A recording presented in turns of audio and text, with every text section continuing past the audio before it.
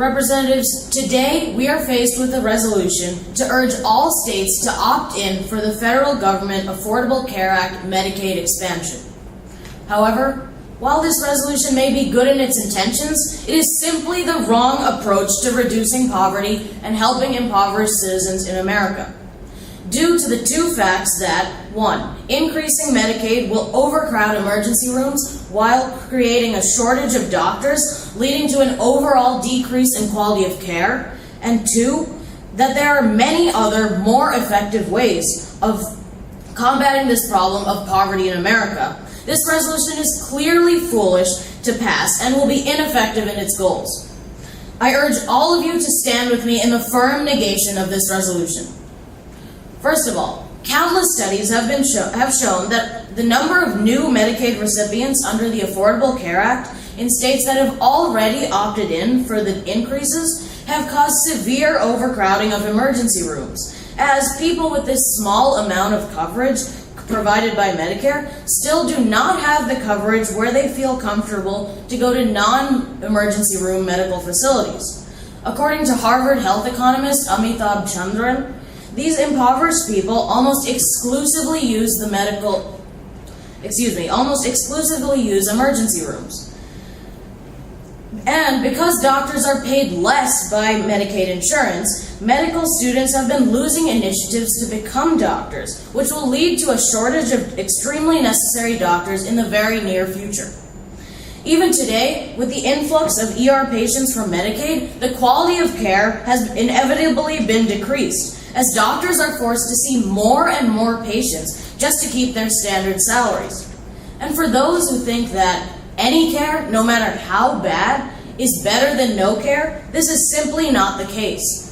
Rushed care and incomplete care by doctors who are under stress to see more and more patients for little compensation can actually be dangerous to the patient and can cause unnecessary complication, according to MIT economist Amy Finkelstein.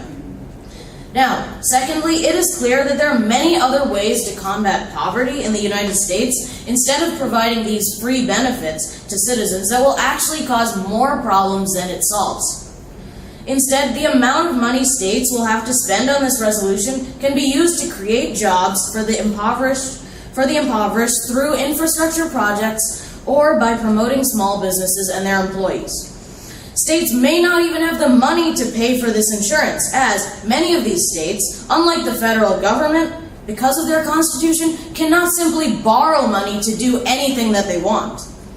It is unwise to continue to fall down this slippery slope of expanding Medicare until it is so unstable that it is causing huge detriments to our society. Overall, this bill will cause more issues and problems than it can solve, and there are many other ways to solve these exact problems of poverty. The resolution won't even be effective because it only urges states to do so. I urge all of you to vote against this bill. Thank you. Okay, remember the time is only 3 minutes, so that speech was 3 minutes 20 seconds. Now the floor is open to questions for Senator Irakam. I will give you a knock at 2:30. To you, I did not, but still you should have timed your speech when practice. So a knock at 2:30 and then a continuous knock at 3 minutes, okay? So questions? Any questions online? Okay, questions, Senator Abrami Ilayada. Senator, don't you think healthcare is a basic human right that each human deserves? While this is a valid point, healthcare is already provided for these patients who are uninsured in terms of emergency services. Medicaid is only a basic insurance plan that helps people a little bit more, but it provides less quality care in some cases, as analysts have pointed out, than people with no care at all. Senator Kumleson? What complications will doctors have with patients that give less compensation? Absolutely. When doctors are given less compensation for seeing the same patient because of Medicaid, they're forced to see more patients than they would have had to in order to keep their regular amount of salary or compensation. So they'll rush through patients and cause unnecessary complications because they're simply under stress and rushing to get through more patients in less time. Senator Ravindran, question? Senator, Impoverished families need the money to pay for insurance because at this time, even an ambulance ride to the emergency room costs more than they have in their pocket. So what do you have to say about this?